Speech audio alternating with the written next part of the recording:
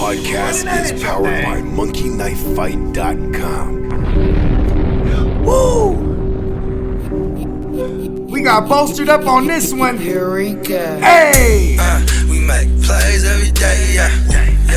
We make plays every day. We in the field. We make plays every day, yeah. Where it's real. We make plays every day, yeah. Every day. We make plays every day, yeah. Making plays. We make plays every day, yeah. We make plays every day, Yeah. We make plays every day, yeah. Hey, welcome to the Real Fantasy Playmakers. I am your host, Bogart Scott-Free. We got a real dope episode for y'all. Somebody that, we've had this in the works for a while. I was honored to be on his show, and this is not even just me returning the favor. I'm dead ass. I couldn't wait to bring him on the Playmakers show. Playmakers, I want to introduce, making his debut on the Real Fantasy Playmakers, host of the Bolstered Up Sports Podcast, my man Brian. What's happening? I'm so excited to be on your show, Bogart. I can't wait to get into this conversation. I know it's going to be a great episode. Hey man, you know what? I tend to believe you. You know what I mean? You know what I'm saying? This is not our first rodeo. You know what I mean? This is it's like second nature. You know what I mean? So, Playmakers, we're on this one. We're gonna hear the origin story of the Bolstered Up Sports Podcast. You know what I mean? We're gonna get y'all Playmakers a little more familiar with our man Brian. We're also gonna talk about just this little old thing called the Super Bowl. Happens once a year, biggest sporting event. You know what I mean? Even in quarantine. You know what I'm saying? We'll talk a little bit about Super Bowl LV. You know what I'm saying? And we'll also talk a little Tennessee Titans. You know what I'm saying? We'll tighten the show up, as I would say. You know what I mean? I see what I did there. Well, yeah. But before we get to all that, we're gonna handle some quick housekeeping. Go ahead and follow me at the GMM Network on both IG and Twitter. You can subscribe to the GMM Network on YouTube. You can also check me out on the Run Boys Fantasy Network. Make sure to subscribe there. Hit the notification bell, all that. We going live several times a week. Shout out to the gang. Also, check us out at runboys.com. It's where you're going to find all our latest and greatest articles from all our innovative sports journalists out there. Shout out to Miles Peacock. He running the ship over there. All hands on deck. Check us out at runboys.com. Promo code runboys. Get you free shipping on your apparel. Get you some merch. Shout out to the gang once again. Also, shout out to our proud sponsor, Milk and Honey TX, for all your CBD wellness and all your CBD goodness. Visit milkandhoneytx.com. And last but not least, Playmakers. You heard it at the beginning of this podcast. This joint is powered by monkeyknifefight.com. Download the Monkey Knife Fight app. Use promo code GMM and we'll match your first deposit all the way up to $50. Squeeze the last NFL juices we got left with this Super Bowl 50. We got props up the wazoo. We also got NBA in full effect. And we got baseball and around the corner. And, hockey's popping too, man. We cover it all. Promo code GMM, all caps. Monkey Knife Fight, give me money. Brian, let them know where they can find your podcast and where they can find you on social media and all that good stuff. Yeah, you can find me on IG at Bolstered Up Sports. You can find me on Twitter at BS Takes and on TikTok now. I branched out. I dove into TikTok at Bolstered Up Sports. And then you can find the Bolstered Up Sports podcast on Apple, iTunes, Spotify, Anchor, all the major platforms. You know what's crazy, bro, is I'm a type of individual, I like aesthetics, even a name could grab me, you know what I mean? When I first seen your joint, Bolstered Up Sports, I was like, let's see what that's about. You know what I mean? I was like, I like the name. The name you had me from the name. And then the content was just as ill as the name, you know what I mean? And Playmakers, when I tell you this is one of the up and coming great football minds in the industry, I can't express it enough. You know what I mean? I love your content, especially when you hit quick hitters on IG.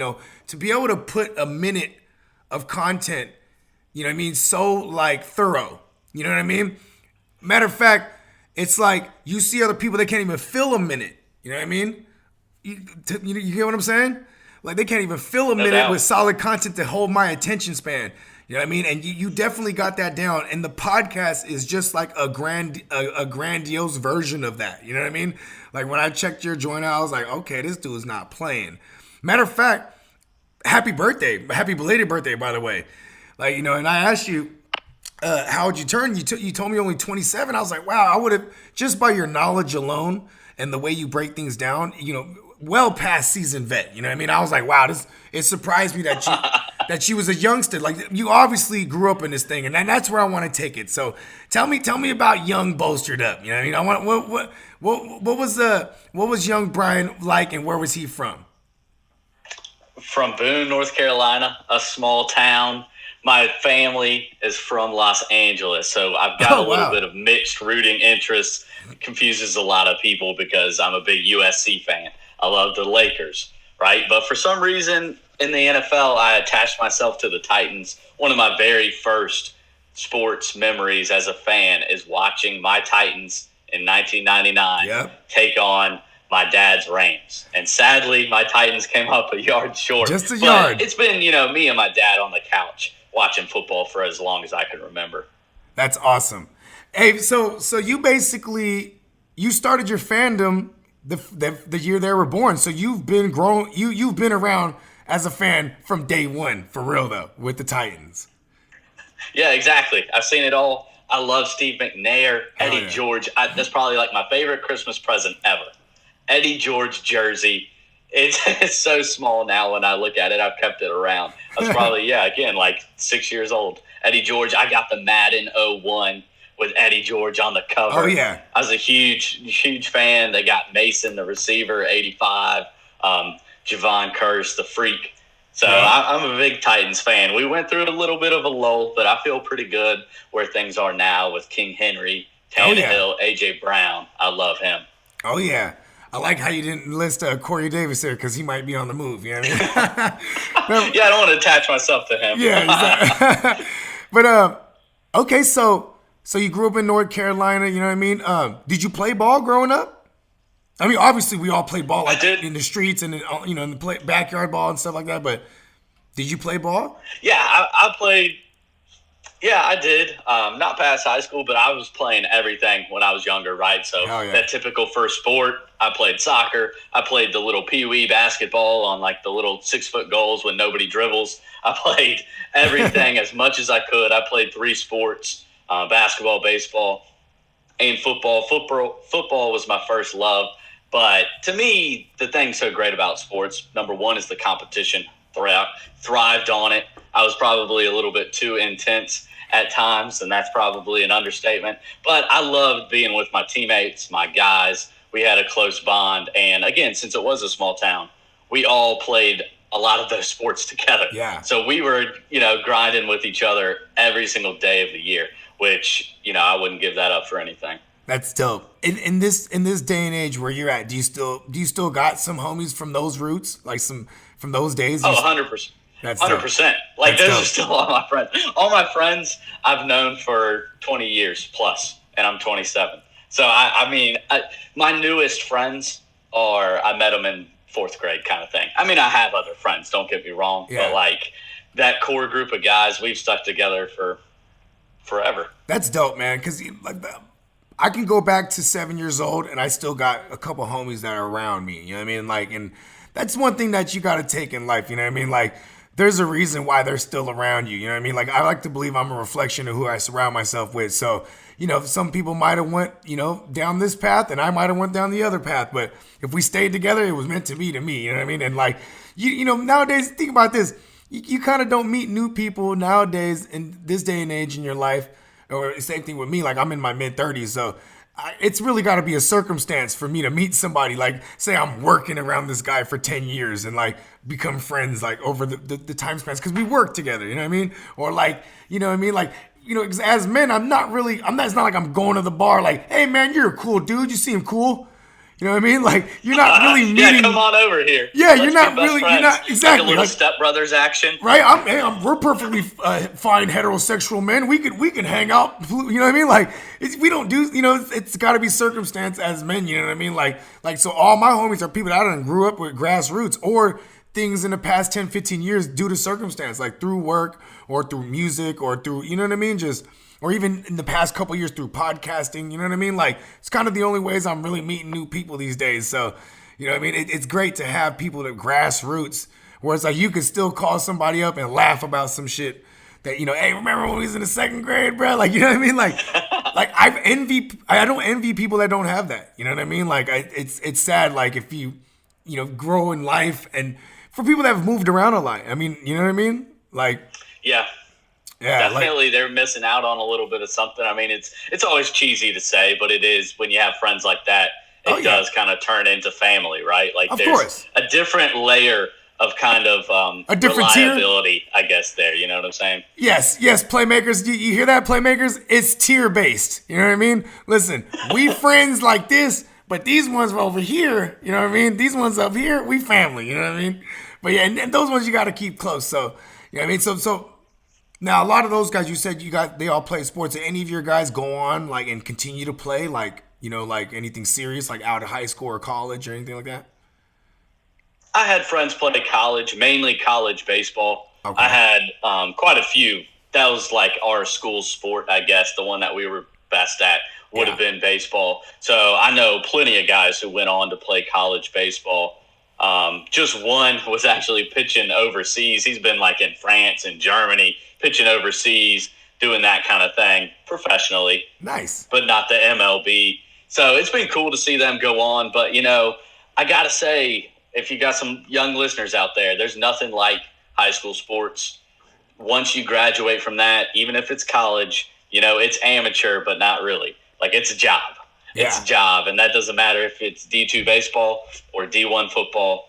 It's a job. For sure. It's a little bit different, you know. There's plenty of things to enjoy from it, don't get me wrong, but it's not like high school where there's some innocence to it, I guess. Yeah. Okay.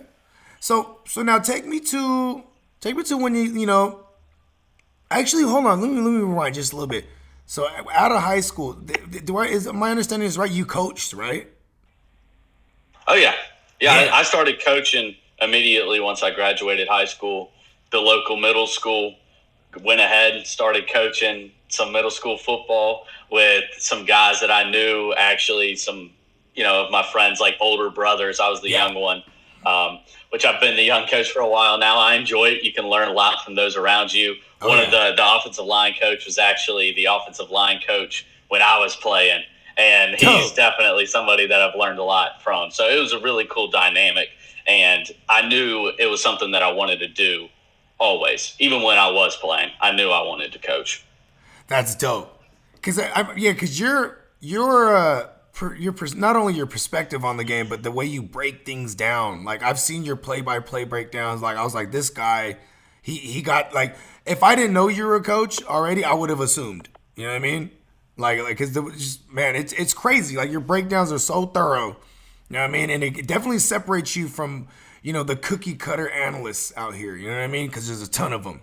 You know what I mean? There's like the stat guys, and there's the film guys, and then there's the, you know what I mean? There's always someone they're making a claim to fame. There's the wannabe talking head guys, or, you know what I mean? Like, but you're definitely someone who I'm like, yo, this guy got a football mind for real. You know what I mean?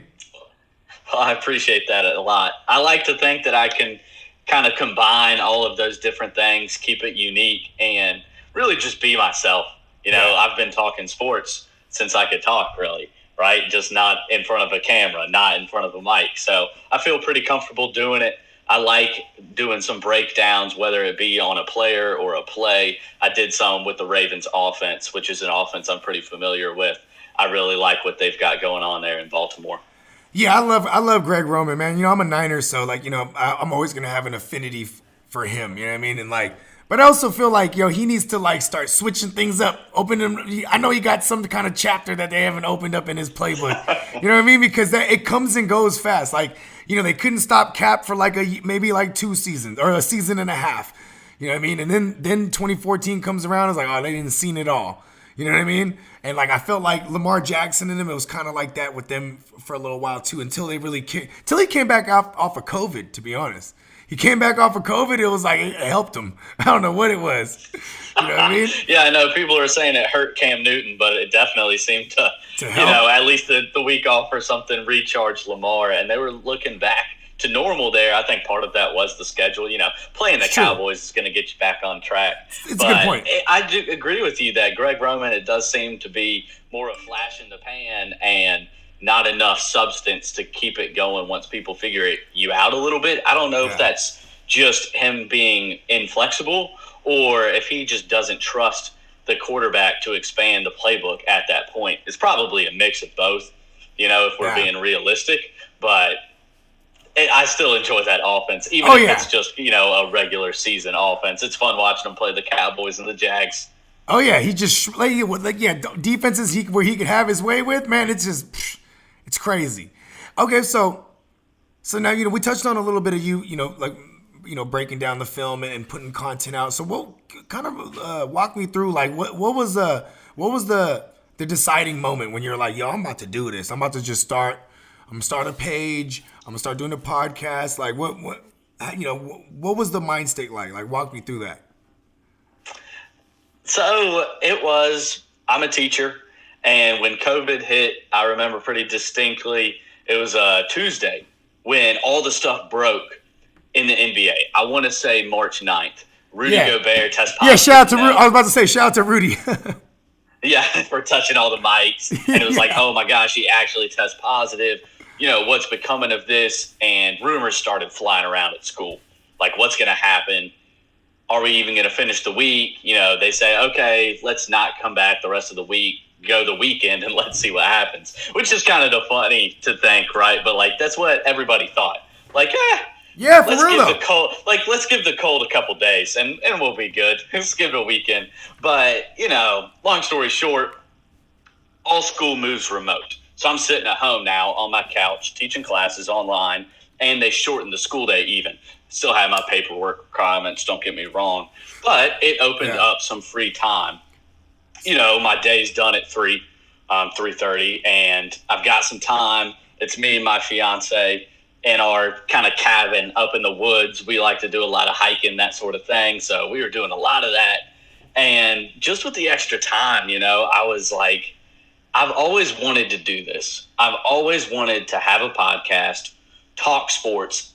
On my mind that time was just with my buddies.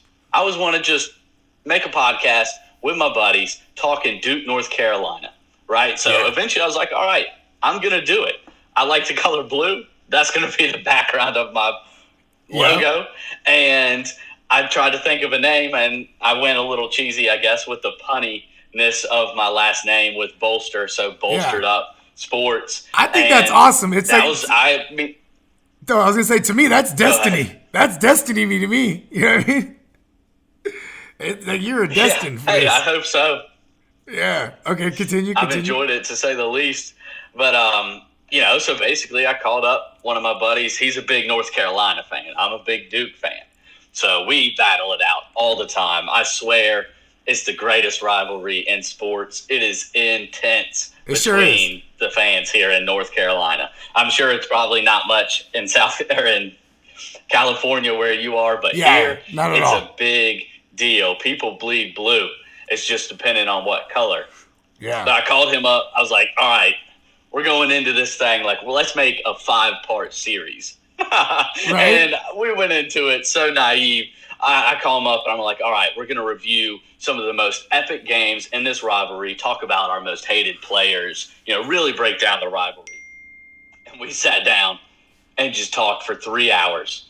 And then the realization hit me afterwards, like, oh, you have to edit this. Yeah. Like, I have to go through and do those things. And it took forever because we just talked like one episode would be 3 hours. And that was really the launch of it. I have enjoyed it ever since. That's awesome. And me being a consumer, I'm thoroughly enjoying the content. You know what I mean? Like, you definitely I like listening to people that have, like, I listen to people for different reasons. You know what I mean? Like, when, different categories. Like, there's some people I don't really like their takes, but they're real entertaining. You know what I mean? There's some people that that in your case, that I think it hits on everything. Like you're entertaining as well as very insightful, and your perspective obviously stems from your upbringing in sports. You know what I mean? And starting off young as a coach, man, that's awesome, because that is a thing. You know what I mean? Like we are seeing, kind of a change of the guard in the past like 5-6 years, where a lot of these young guys are getting opportunities now in the big leagues. You know what I mean? Yeah, it's pretty crazy. I remember when Sean McVay got hired. And I want to say, I was probably 24. I'm like, this guy's 30? Like, what just happened? He's like barely older than me, and he's an NFL head coach, and a pretty dang good one, too. Yeah. So now, I'm at the high school level. I love it. I love the teaching. I love the coaching. I love building the relationships with the kids. I think there's just something so powerful about seeing somebody overcome something that they didn't think they could. And I think at the high school level with the teenager, you see so much growth and maturation. It's just really cool seeing people grow as young men. That's awesome. Because, good teachers, good coaches, I'd say they're a dime a dozen, right? You would think, right? But there is the one, the needle in the haystack coach or teacher that really resonates with a kid or a student, or I can remember, I didn't really like school very much. I just wanted to get money, you know what I mean? But there was that one or two teachers that was like, wow, this dude, I really identified with him. It made me want to excel in that subject, because the teacher I really connected with the teacher. You feel me?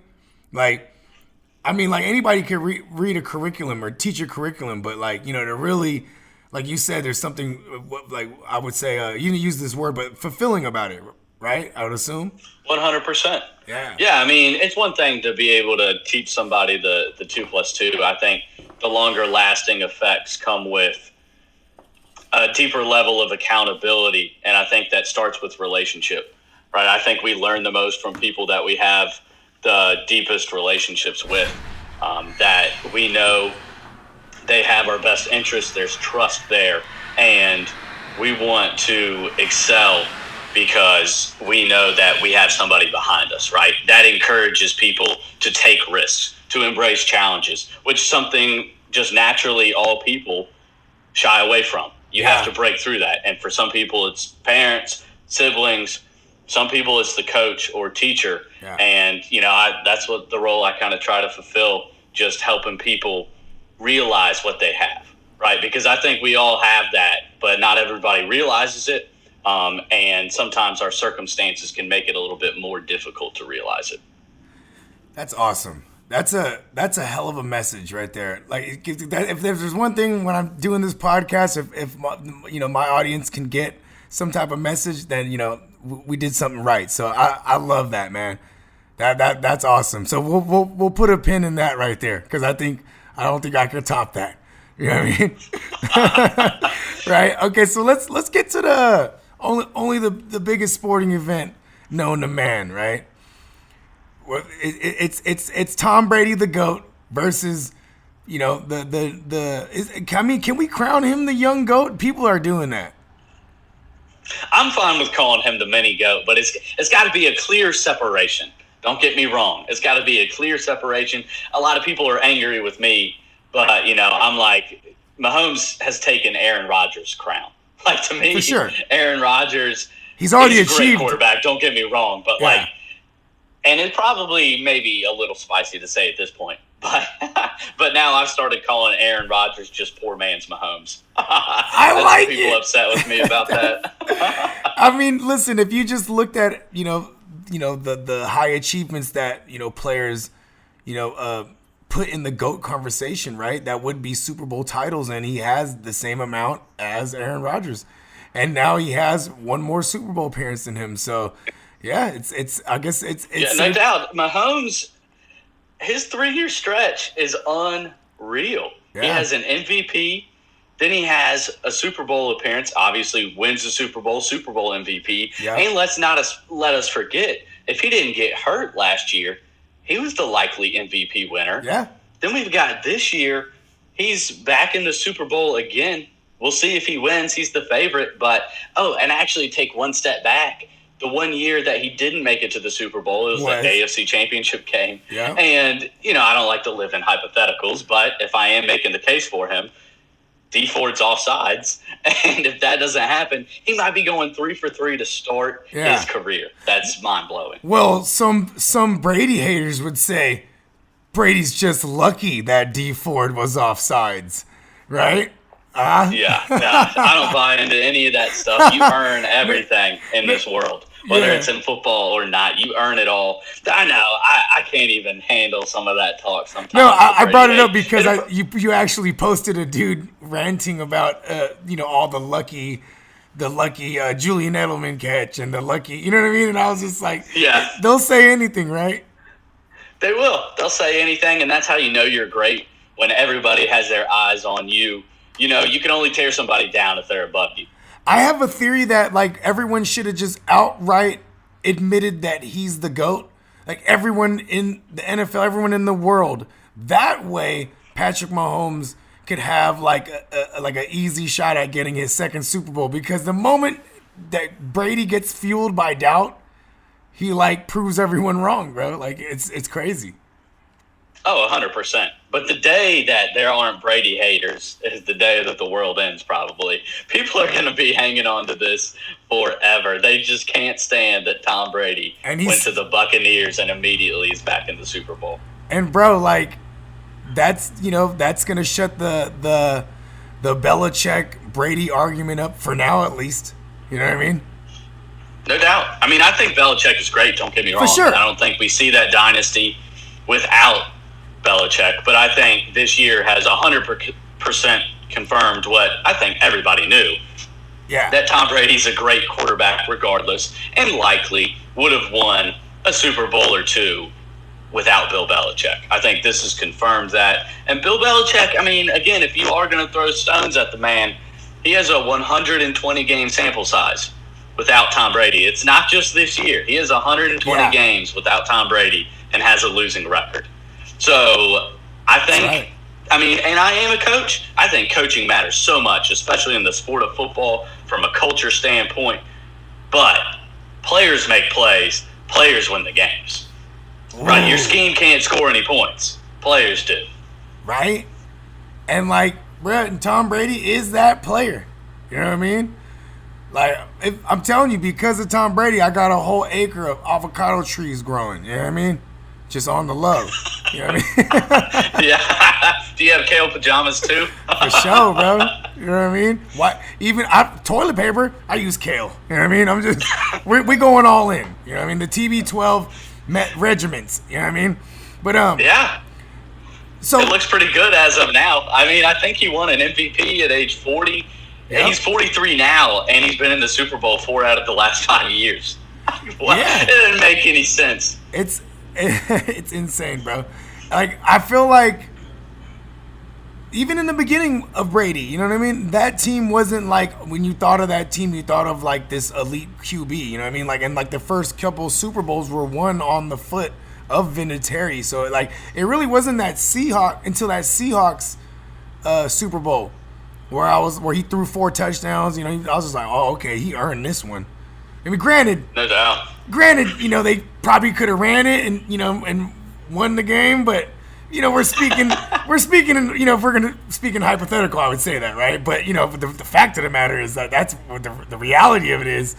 You know, I mean, that was like, I felt like he arrived in that Super Bowl, like, you know what I mean? Even exactly. the losing, you know, in the fashion of losing to the Eagles, like that was just insane. You know what I mean? Like, numbers-wise. And same thing with he pretty much had the same numbers in the winning effort against the Falcons, you know what I mean, the year before that. So, like... Greatest comeback ever. I hate, if we can go back to that Malcolm Butler play. Yeah. People say that's just lucky. No, that's it's not. Luck. That didn't happen by accident. He made a good play. Belichick was calling goal line. He was Brady going like sucks. this. Yeah. You know what I mean? Like, that's a good play. Things don't happen. Like, it's not like they're out there just rolling dice and seeing what number it ends up on. Like, they're out there making plays, and Malcolm Butler earned that, and as well did the Patriots. But I agree with you. Like, the book was still kind of out on Tom Brady, at least until 2007. Yeah. When they got Moss, and all of a sudden they kind of set the league on fire. Went 18-0, only to lose to Eli Manning and the Giants. That's still one of the things I think people are going to look back in history and be like, what happened with the Patriots and the Giants? It's just weird. Like the Patriots just were completely messed up when they played the Giants both times. I mean, does Belichick really love where it all started? You know what I mean? He's like, listen, I can't do it to my old team. He's like, there's something about it. I don't know. You know what I mean? But hey, maybe. Okay, so, as it stands, it's +3 right now for the Bucks. I've seen some +3.5. And, we got a 56-point under-over. I have seen some as high as 57. You know what I mean? Like, it all depends what site you're using. And, but how are you feeling on this? I just want to pick your brain about that. Like, what are you looking at? Because I know I was on Green Bay the other week, and I was like, man, I should have backpacked Brian. You know what I mean? When you were on that Bucks +4, and I was just, where are you at on this? All right, so on this, I feel pretty good about it. Although, I kind of have some rules that I stick to. The Super Bowl causes me to break them a lot of times. But my rule is don't bet against Brady. Yep. But newly over the past couple of years, don't bet against Mahomes. Exactly. Well, I've got to bet on the Super Bowl, right? So I'm going to have to break a rule. And I'm going with Bucks +3.5. And I feel pretty good about the under. I like both of those. So +3.5 and under 56.5, I feel pretty good about. The Chiefs' offensive line is decimated, and that's really the only chance that the Bucks have to slow down a Tyreek Hill is for their front seven to get after Mahomes and test out his toe, right? See if he really is healthy because, he's not a Lamar Jackson, run for 1,000 yards, but he relies on mobility. Yep. He extends plays, and that's where you see him and Kelsey and Hill just absolutely break the back of defenses. Yeah. I mean, shit, we've seen Mahomes, drop back for 30 yards. You know what I mean? Like, you know what I'm saying? Like, that's part of his game is to be able to, you know what I mean? Like you said. That happened last Super Bowl, right? Just last year. Yeah, bring it up. That was a crazy throw against your Niners. That was a complete, third and 13. schoolyard play. 3 and 13, bro. 3rd and 13, and he gets it all. Basically got it all because the next play was a Travis Kelce touchdown. You know what I mean? Exactly. That one hurt. Bring it up, Brian. You know what? Hey, we can go back to 99. We can just say a yard away. Was lucky because Jimmy G missed the pass. A yard away, bro. 1999. I'm bringing it up. It hurts. Still hurts. 21 years later. Okay, yeah. So. You know what's funny is that you actually brought up exactly what I was going to bring up. Like, it's that new rule that I've been living by, and that's just don't bet against the Chiefs and with Mahomes. You know what I mean? So that's where I'm at. But even when I watched the last game, when I rewatched that game, their line did fairly well against Todd Bowles' front seven. You know what I mean?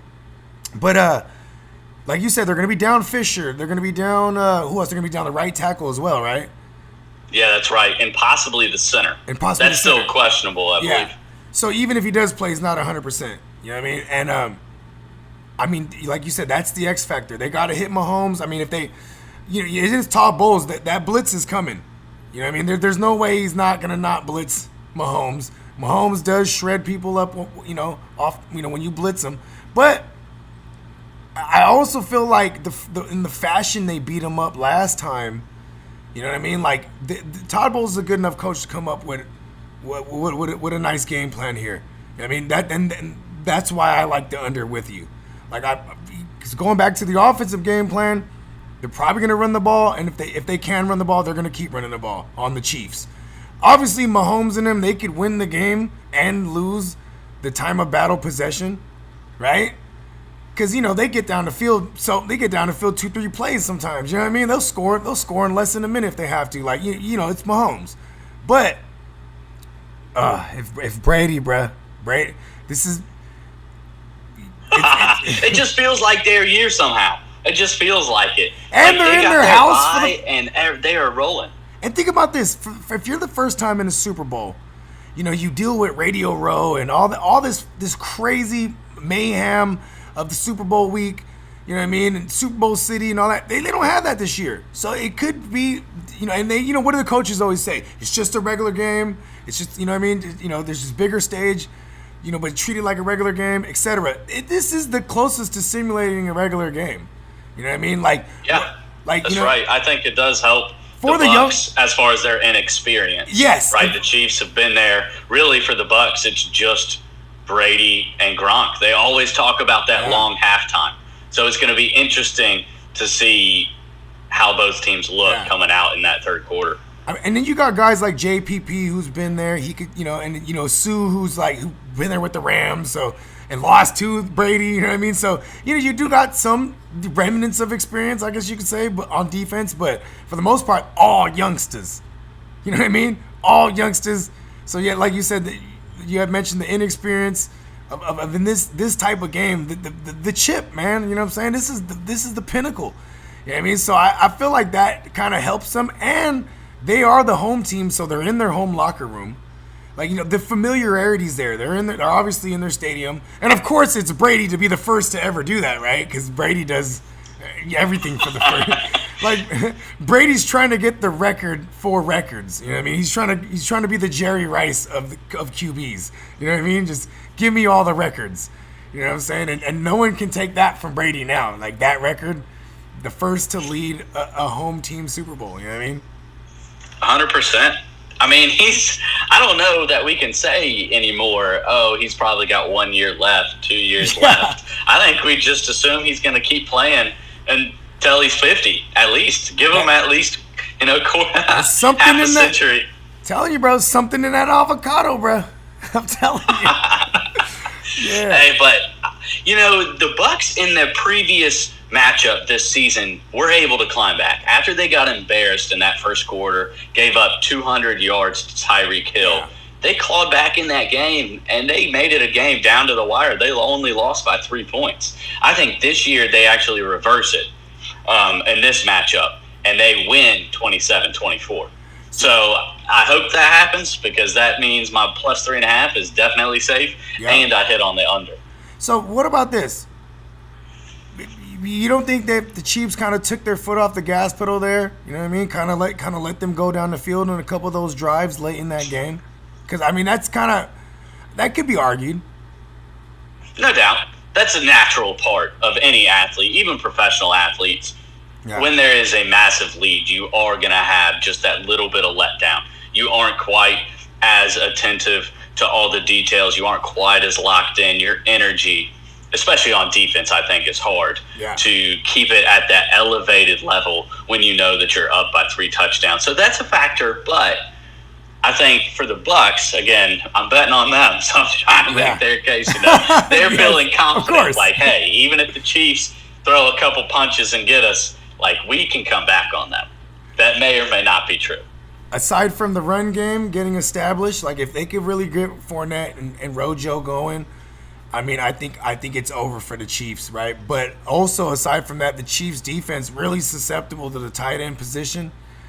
And, like, you know, I know Gronk's been out there blocking a lot more, but, I mean, Cameron Brate's still out there running a ton of routes. Like, I don't know if they're going to be able to fix that in this 2 weeks. You know what I mean? Because that's something that's been a trend all year for the Chiefs. 100%, and I would expect Gronk to get going early, not necessarily with massive plays, but, you know, Brady does like to get into the rhythm of a game. So I would expect, you know, one of the first plays to be like a little check down, something easy and quick to Gronk. But I definitely agree with you that the Bucs, if they got to choose one thing that this is going to go well for our team tonight, it's going to be Ronald Jones in the running game. Because once you get that going, especially with Bruce Arians, you know, risk it for the biscuit style, like he loves to push the ball vertically. Sure. That becomes so much more effective when you can run the football and you aren't facing cloud coverage all the time. Against the Packers, they weren't able to do that effectively enough, and that is where we saw a couple of those interceptions where they're still able to play deep safeties. Yeah. Well, they couldn't. They didn't on that with 8 seconds left in that second half, bro. I mean, that second quarter, 8 seconds left, bro. They didn't do that. Yeah, they chose the wrong play. They chose the wrong play to go with a single high, closed middle instead of you're going too high. But hey, the thing is, I always believe, like, okay, Packers messed up. Don't get me wrong, but like Brady and Bruce Arians deserve so much credit for that. Because to be quite honest with you, 99% of coaches out there, quarterbacks out there, don't have the stones to make that call with 8 seconds. They're thinking, let's get 7 yards and a field goal, which, my personal philosophy is field goals are 3 points closer to losing. I'm not a big fan of field goals. So I loved seeing them take a shot. Yeah. And they picked on the right guy, too, right? They went right after Kevin King. They did it all game. Right? And you know what else is crazy about that is it was the whole notion that Brady can't stretch the field. That was the narrative, right? Oh, it's a Bruce Arians system, risk it, no biscuit. They're gonna be pushing the ball down the field, blah blah blah. This, that, and the third. And then he was one of the better deep ball throwers this season. You know what I mean? And going back to the Chiefs' defense, they do give a ton of splash plays down the field to the outside wide receivers. Like, they were at the top of the league of like 20-yard completions down the field. You know what I mean? Like, giving up 20-yard passes, you know what I mean? So, they're built like Scotty Too Hotty, or, I don't know the current status of AB, but, you know what I mean? Like, there's going to be some big shots down the field of these guys. Even Mike Evans, bro. Like, Mike Evans that's a big dude. I think even just physically, like, I don't think Rashad Breeland or Ward or any of these guys are going to match up against him. Like, he's going to be able to go over the top on any of those guys. You know what I mean? Like, the way it's really got to me, it's really got to be the Chiefs, who is my pick still. Like, just my stupid rule. Which means you should feel good, because this playoffs, for some reason, when I'm picking the guys, it's going the other way. You know what I mean? But, for the Chiefs, they're just going to have to pile up a gang of points and be up multiple possessions for Brady and them to have to abandon the run. That's the way I think the Chiefs win. But on paper, right now, like, it's hard to bet against Brady for real.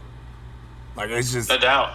Like, I think, both defenses aren't great defenses, but they're opportunistic. Yes. We've seen the Bucs, just live off of turnovers. They get pressure. They make big plays. They give up big plays, but they make big plays, which I think is going to make for a really exciting Super Bowl, because on both ends of the spectrum, the Chiefs are very similar. They're built a little bit differently, but they've got some boys up front that will wreak havoc and get to Brady some. So, I'd be looking for Tyrann Mathieu to be making a play. Mm-hmm. You know what I'm saying? And I think it's going to come down to that, which is going to be awesome, because, at the end of the day, I think we're going to see some great plays by the offense, and I call them horrific plays when it's turnovers. But, if you like defense, those are great plays too. So I think it's going to be really exciting, and I just can't wait to watch this game. It's the matchup that I wanted. If my Titans couldn't be in there, it's the matchup that I wanted. I don't think it's going to disappoint. Yeah, I think it's a safe bet. You know what I mean? Even if people just, when you hear the word under, they think it's not going to be entertaining or it's going to be low scoring. They jump that thing all the way up to 56. So if we say under, 55, that still hits under. You know what I mean? Like, I fully expect fireworks. You know what I mean? I fully, like, there's a lot of people around me, they like the over, but I'm like, you just want the over because you want the big shootout. You know what I mean? Like, we're still going to see a shootout regardless. Like, I strongly believe in it. Like, I feel like there's going to barely be any field goal attempts even. You know what I mean? No doubt. Yeah, you've got to score touchdowns to beat this Bucs team or to beat the Chiefs. Yeah. I think we saw that. I don't know what the Bills were doing. I know, they right? were just playing not to get blown out instead of to win. They're kicking these field goals. And they're down 12 points. It didn't make any sense to me.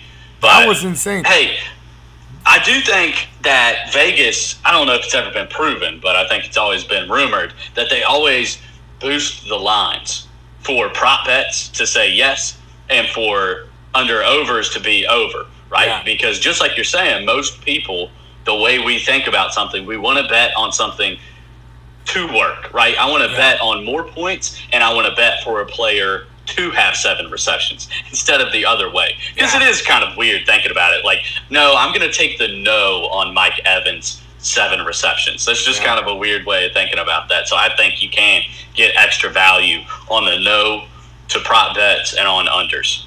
Yeah, especially on prop bets, because you get to look at player matchups. Like, okay, he's gonna be matched. Mike Evans gonna be matched up against Brashad Breeland, or you know what I mean. And I can look at how many. You can get real nerdy with it and be like, okay, how many receptions has Breeland been giving up, and then how many targets has Mike Evans been getting? What's his catch ratio? Like, people get really nerdy with it, but at the end of the day, 9 times out of 10 people, they just want to go over on everything. You know what I'm saying? 100%. It is fun. It's fun rooting for points. I have done it a couple times, just betting on an over, not the spread, nothing. Just rooting for everybody. All points are good points. All plays are good plays. You know what I mean? Yeah, get that over. You know what I mean? Okay, so speaking of getting over, you know what I mean? Like, this is probably one of the more poor segues, by the way, right? But the Tennessee Titans, man, like, they got to the title game a couple years ago. You know what I mean? And they basically came back in full force, minus maybe Jack Conklin, right? And minus some players on defense, but also the addition of some players. You know what I mean? Like, you guys brought in what was Buddy from the Texans? Clowney. Jadeveon Clowney. Jadeveon Clowney didn't really pan out. Like, that defense, no pass rush like all year, but still being able to disguise it by owning time of possession with Henry. Like, there was all different ways to mask like the holes that the Tennessee Titans actually had. You know what I mean? With good coaching. Because that was how they masked it all. They're just great coaching with their due to their personnel. And now speaking of coaching, the buddy leaves, Arthur Smith. You know what I mean? So I'm asking this because honestly, I don't know. Who's the OC now?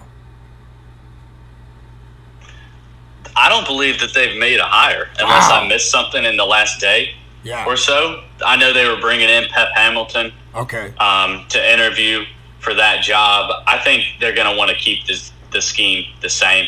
Pep Hamilton was out there with, I want to say San Diego naturally, but LA with the Chargers underneath Anthony Lynn. Yeah, who loves to run the ball. Everybody, it seems like now in the NFL, if you're on the offensive side of the football, you're under that Shanahan tree, running the wide zone, the compressed sets, the motion, which I love, and I think it fits that Titans personnel pretty perfectly. So it's definitely a big question mark with Arthur Smith leaving, but a lot of those offensive pieces are coming back. Again, like I said, I'm a Southern Cal fan, so I still love Juju. I don't care about the TikToks. I don't care about the Corvette. I hope the Titans pick him up. I would love to see it, and that's a great replacement for Corey Davis, in my opinion. So I think the offense is going to be fine next year. I love Vrabel as the head coach. The defense is what has to be figured out. Like you said, we have no pass rush, 0. We tried to make 2 moves, bringing in Vic Beasley and Jadeveon Clowney, and both didn't even finish the season with the team. Jadeveon with injury, but Vic Beasley was just like, man, from day one, from day one, Vic Beasley didn't even want to show up to the building. He was like, remember that? It was like they couldn't even find him. They were like, Vic Beasley's missing. This is a good start. This is probably going to work out. I was like, yo, Vrabel is not playing that shit. You know what I mean? He was not having that. You know what I mean?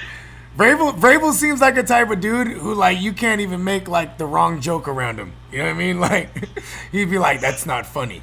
You know what I mean? Like, he's one of those guys. You know what I'm saying? Like, but, okay, so outside of Juju, you know what I mean? Because Juju, to me, he's a great number 2. You know what I mean? Like, if he was over there, obviously he would be number 2. He would be second fiddle. No doubt. A.J. Brown is a beast. Yeah. He's getting ready to make a step forward. I do think it's important that they put a really high-level receiver beside him, don't get me wrong, because he's not yet like a full route treat guy. No. He's not somebody, like that really upper echelon. Yeah, he's like a great... those top 5, 6 guys, like, it doesn't matter who their quarterback is, nothing. Like, those guys get off. I don't think he's quite to that level yet, but I love A.J. Brown. I would expect him to take another step forward next year. I think they need a guy like Juju. I mean, I would love to see them bring in one of these free agents in Allen Robinson, Chris Godwin, Kenny Galladay. Yeah. But if I'm being honest, I don't think that the Titans are going to pay up for one of those guys. So I'm hoping that, with maybe some of the bad pub that Juju's got, maybe that'll lower the price a little bit, and then my Titans will be able to swipe them up. Not only does that, just hopefully teams don't look at that like Juju and be like, I don't want to bring that bullshit over here. You know what I mean? Like, because of all the shit he was, you know what I mean? Like, and Vrabel kind of seems, like I said, Vrabel seems like that kind of guy that'd be like, I don't think that was funny. You know what I mean? Yeah, that's probably right. I could see Vrabel either not even considering it because he's like, I don't want a TikTok guy. Yeah. Or that's like day one conversation. Yeah. Like all right, we're having our meeting and it's like, you need to delete your TikTok account. Right? That's where that Belichickian, Patriots way kind of trickles down. Like he kind of brings that with him. Like, listen, you're here, but we're gonna disarm all your accounts. You know what I mean? You got to be locked in. It's in your contract. You imagine that? Like there's social media clauses in a Juju contract. You know what I mean? Like you're gonna have to sign this. We're closing down your TikTok, all that. You know what I mean? You locking in. That'd be crazy. You get fined for each trendy new dance that you do. He did. Hey, and Vrabel, he's the type too. He don't forget that because he danced on y'all. He danced on y'all thing too, right? Oh no, it wasn't when you guys. No. Yeah, you guys played him in Pittsburgh. Never mind. Well, actually, yeah. So I don't believe that he did against our logo, but I thought for a second you were talking about the Ravens stomping our logo, which I didn't like. The reason I don't like it is because I know there was a back and forth. Don't get me wrong. The reason I don't like it though is because John Harbaugh and all those Ravens tried to take the high road, right? Yeah. They tried to, you know what I'm saying? Like, the first time around. And then they're just, like, hypocritical. So, you know what I'm saying? Like, I'm fine if you, like, get revenge because you're just like, screw you guys, whatever, and you do it right back. Do it with class, though. But to call out the Titans no class, Vrabel's a joke, like, all that stuff, and then do the same thing. Yeah. To me, it's just, like, hypocritical. And then, on top of that, if you believe in karma, that's where they sealed their fate right there. Because they went and got eliminated the next week. You know what I mean? Exactly right. That's the thing to me. I get it from a competitor standpoint, definitely from a fan standpoint, but you're just never going to come out winning, I think, if you start doing that stuff. And that goes for the Titans too, right? They got their butt kicked. They were talking all sorts of junk. I mean, I was too, halfway kidding around, but like we own the Ravens, like we want them in the playoffs, we own them, that sort of thing. And hey, they kicked our butt. Hey, I think that was the third time you guys faced in like a calendar year, something like that. Yeah, that was. Hey, you know what? Well, the third was a charm for the Ravens. I'll say that. You know what I mean? That's exactly right. Yeah. Okay, so before we close this thing out, what do the Ravens? What do you? Do you need for the Titans? Like if you're in that room and you're talking about what we need to draft or what we need to attack in free agency, like how are you approaching this for your Titans? Obviously, it's tough receiver, right? Because obviously pass rush has to be such a priority, but the offensive line has to as well. Yeah. Unfortunately, our first round pick last year, Isaiah Wilson, an offensive tackle, since we lost Jack Conklin, like you mentioned, went about as badly as possible. He was breaking all sorts of team rules, COVID-related and non-COVID-related, a DUI. Basically, they just told him, they made him inactive like halfway through the year, and we're just like, go away. Maybe we'll try this again next year. Yeah. So I'm a big believer in the offensive line, and especially because we lost Taylor Lewan to an ACL, right? Yeah. So that's still an area that 100% has to be addressed. But I think because they did already spend that draft capital last year on an offensive tackle, I think they have to go pass rusher. They need help in the secondary as well, don't get me wrong.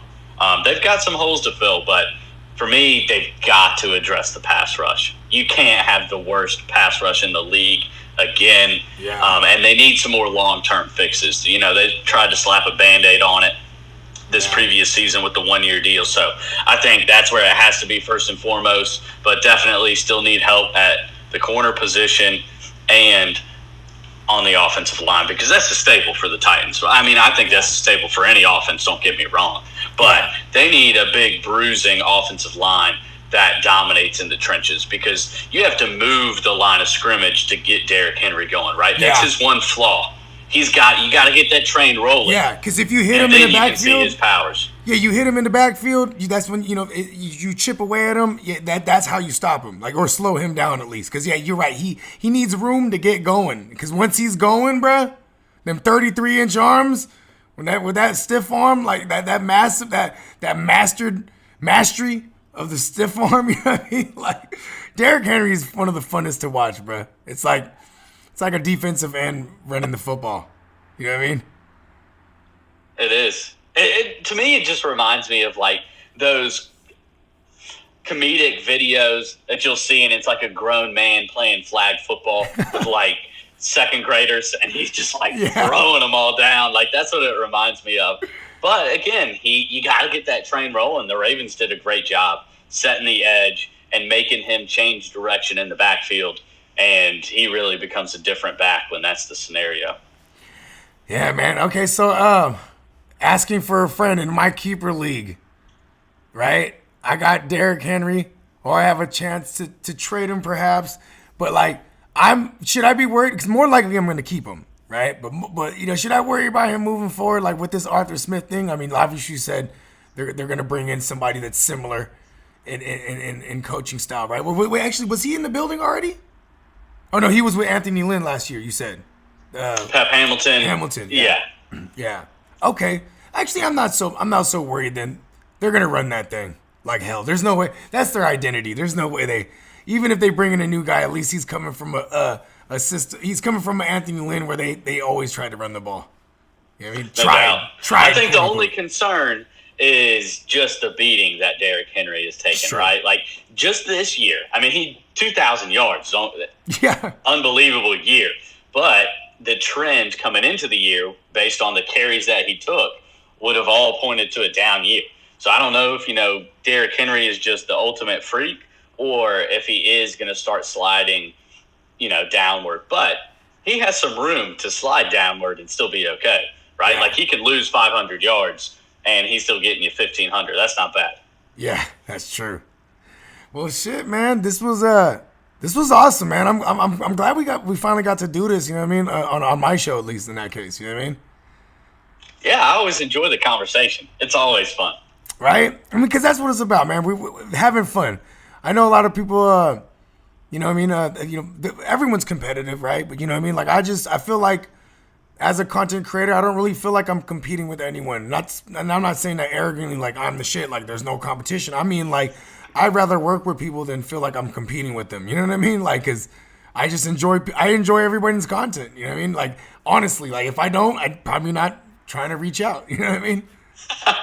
Yeah, no, I'm 100% with you. I think that's one of the best things that I've found since starting up Bolstered Up Sports is this community. And I find myself less and less going to those national outlets for my content, whether it's to learn something or just for entertainment. What everybody, in our community, you're doing, Run Boys, whatnot, like I appreciate the authenticity. And I love the conversations, and I'm with you. Like, if there is competition that I'm focused on the most, it's with myself. Like, how can I improve? That's what I enjoy about it. And then, working with people, I think, only makes you better, as well as just I love the different perspectives. Everybody's got their own different kind of twist they put on it, and I always find it interesting. Yeah, little. Some people got a little extra spice. Some people like, what I'm saying, a little heavier on the seasoning, but it's what makes it great, right? If we're all the same, it'd be boring. That's exactly right. Yeah. Well, check this out, Playmakers. I encourage y'all to check out the Bolstered Up Sports Podcast. It's available on all streaming platforms. I'll have links in the description of this episode. Also, follow him on Bolstered Up Sports on IG. That's bolstered_up_sports. I had that correct, right? Yeah, that's right. Yeah. You know what I'm saying? And man, he's one hell of a follow. You're definitely gonna be rewarded if it's your first time checking him out, because man, this dude is awesome. I do want to repeat myself. He's one of the greatest football minds I've encountered personally, because I've ran into a lot, bro, and I've ran into a lot of cookie cutters. I ran into a lot of, you know what I mean? It's a very saturated thing, this podcasting, but every so often you find someone that's awesome like yourself, and man, I really appreciate you, man. Thank you so much for having me on your show. Like I said, the conversation is awesome, and I respect, obviously, what you do, your craft, and the content that you're pumping out. So I'm just happy to be a part of one little piece of Bogart Scott Free. Hey, you're too kind. You're too kind. But yeah, Playmakers, you know what time it is. Don't forget to hit that subscribe, spike the like, drop a comment, all that shit. Everyone have a good one. Be safe out there. Let's go under. How about that? As I still have yet to decide. I keep teetering, but I just do know I like the under. For sure. Let me cut this thing off real quick.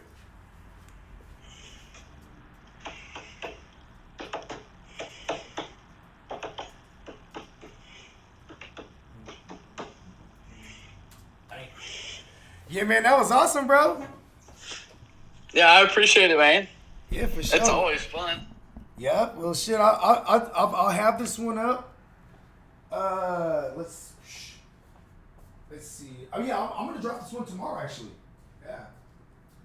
Okay, awesome. Definitely just let me know, but I'll definitely make sure to share it out. Oh yeah, for sure. All that kind of business stuff to make sure that anybody that's looking at my content, my page, make sure to make their way over to yours and check it out. Oh yeah, for sure, man. I'll chop some clips. I'll post and tag you. You know what I mean? All that good stuff. And yeah, man, I'm looking forward to working with you again in the future. I appreciate it, man. For sure, my brother. Yeah, I'm good.